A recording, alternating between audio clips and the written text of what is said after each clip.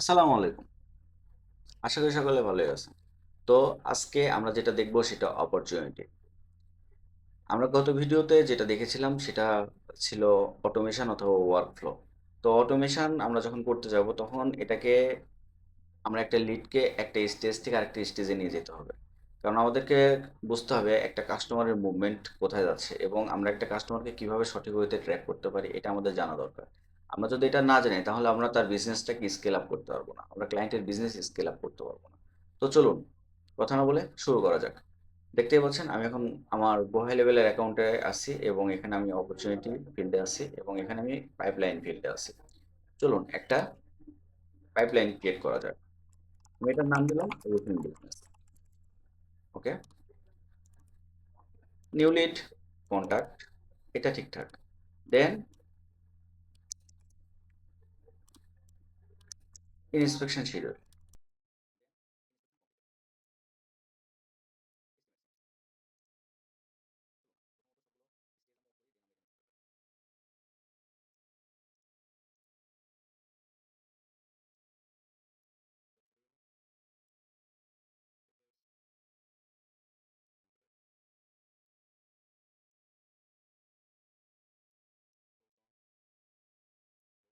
Closed.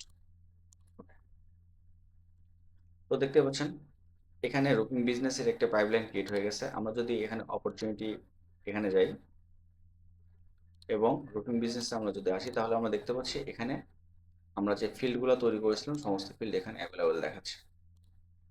ওকে, তো চলুন আমরা এখন একটা কন্ট্যাক্টে যাই। কন্ট্যাক্ট ফিল্ডে আছে আমরা।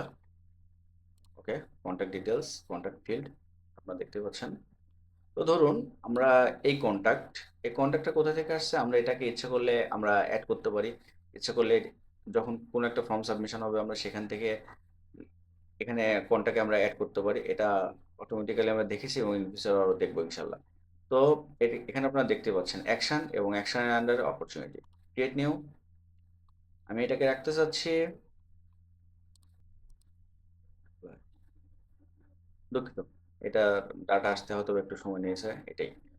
তো আপনারা দেখতে পাচ্ছেন এটা আমরা যে কন্ট্যাক্টটাকে এখানে অ্যাড করলাম সেখানে একটা কন্ট্যাক্টে চলে আসছে।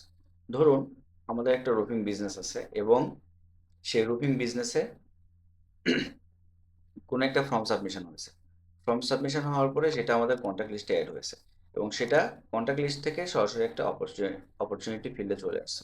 তো সুতরাং তিনি আমাদের একটা নতুন ক্লায়েন্ট বা নতুন কাস্টমার। তো যদি এরকম হয় যে এই ক্লায়েন্ট আমাদেরকে, আমরা তাকে ইমেল করেছি, তাকে আমরা এসএমএস করেছি এবং তিনি তার ইমেল অথবা এসএমএস রিপ্লাই করেছে, তাহলে এটা চলে যাবে কন্ট্যাক্ট। দেন যদি তার সাথে আমাদের একটা মিটিং শিডিউল হয় দেন এটা চলে যাবে শিডিউলে। মিটিংটা যদি আমাদের কমপ্লিট হয়ে যায় দেন এটা চলে যাবে কমপ্লিটে। দেন ধরুন আমরা তাকে একটা ইমেল এস্টিমেট সেন্ড করেছি, তো তিনি এস্টিমেটটা অ্যাকসেপ্ট করেছে, তাহলে এটা চলে যাবে এস্টিমেট। দেন ধরুন এটা চলে যাবে ফলো আপ। এস্টিমেটটা সেন্ড করার পরে আমরা তাকে ফলো আপ করবো যে আসলে তার স্টেজে কোন স্টেজে তিনি আছে, তিনি আমাদের এস্টিমেটটা অ্যাকসেপ্ট করেছেন কিনা। দেন ধরেন জবের একটা শিডিউল চলে আসলো। দেন জবটা আমাদের প্রোগ্রেস, হয়তো জবটা কমপ্লিট করতে ক্লায়েন্টের 7 দিন লাগতে পারে, 10 দিন লাগতে পারে, এটা ডিপেন্ড করতেছে কাজের উপরে। দেন যখন জবটা কমপ্লিট হয়ে যাবে জব কমপ্লিটেড এবং এটা যখন আমাদের অন হয়ে যাবে তো এটা অ্যাকচুয়ালি চলে আসবে আমাদের এই ফিল্ডে, অন ফিল্ড। তো আপনারা দেখতেই পাচ্ছেন, আপনারা বুঝতেই পারলেন যে আসলে আমরা একটা ক্লায়েন্টকে কিভাবে ম্যানেজমেন্ট করতে পারি, একটা লিডকে আমরা কিভাবে ম্যানেজমেন্ট করতে পারি। আপনি যদি এখানে ক্লিক দেন এখানে আপনার ওপেন দেখতে পাচ্ছেন, ওপেনের এখানে যদি আমরা ফিল্টারিং করি অন তাহলে আমরা দেখতে পারবো আমাদের জবটা ক্লোজ হয়ে গেছে। তো সুতরাং আপনারা বুঝতে পারতেছেন একটা বিজনেসকে ঠিকঠাক মতন স্কেল আপ করতে চাইলে, একটা ক্লায়েন্টের ব্যবসাকে যদি আপনি সাকসেসফুল ভাবে বিজনেসে রূপান্তর করতে চান তাহলে প্রত্যেকটা কাস্টমারকে আপনাকে তাদের স্টেজগুলোকে ম্যানেজমেন্ট করতে হবে। আপনি যদি সঠিকভাবে স্টেজ ম্যানেজমেন্ট করতে না পারেন, আপনি যদি ক্লায়েন্টকে সঠিকভাবে স্টেজগুলো ম্যানেজমেন্ট করতে না পারেন তাহলে আপনি কাস্টমারগুলোকে হারাবেন। তো সুতরাং আমরা এই ভিডিও থেকে যেটা বুঝতে পারলাম অপরচুনিটি কিভাবে ক্রিয়েট করে, পাইপলাইন কিভাবে ক্রিয়েট করে, দেন পাইপলাইনের মধ্যে কিভাবে স্টেজগুলো তৈরি করে এবং এই স্টেজগুলোতে একটা কন্টাক্ট কিভাবে অ্যাড করে। দেখতে পাচ্ছেন এখানে কতগুলো ফর্ম ফিল্ড অ্যাড হয়েছে, অপরচুনিটি আপডেট হয়েছে, ওটা অটোমেটিক্যালি, কারণ এটাতে সমস্ত লকগুলো অটোমেটিক্যালি ভাবে অ্যাড হয়ে যায়। তো দেখা হচ্ছে পরের কোনো ভিডিওতে। ধন্যবাদ।